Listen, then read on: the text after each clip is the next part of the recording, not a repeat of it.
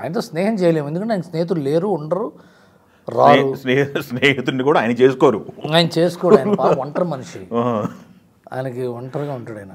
Okay okay. అది ఏమి సీరియస్గా తీసుకోరు. ఇప్పుడు నేను చాలా విషయాలు లైఫ్లో సీరియస్గా తీసుకుంటా, ఓకే. ఆయన ఏమి సీరియస్గా తీసుకోడు.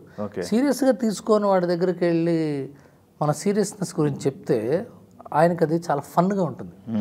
ఇప్పుడు మీకు ఒక ప్రాబ్లం వచ్చిందండి, నాకు అసలు అవతలవాడు ప్రాబ్లం వినడం అంటే పెద్ద జోక్ అనుకోండి.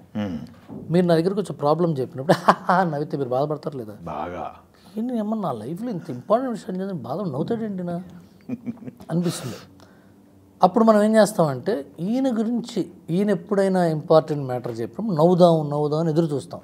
ఆయన ఏం చెప్పడు, ఎందుకంటే ఆయన లేవు. ఓకే.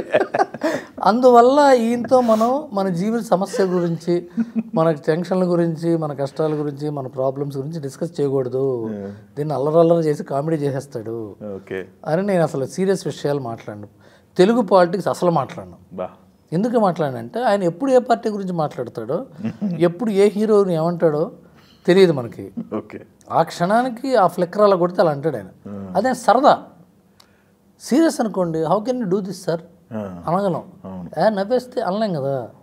సో నేను దాని గురించి వీలైనంత వరకు దూరంగా ఆ టాపిక్స్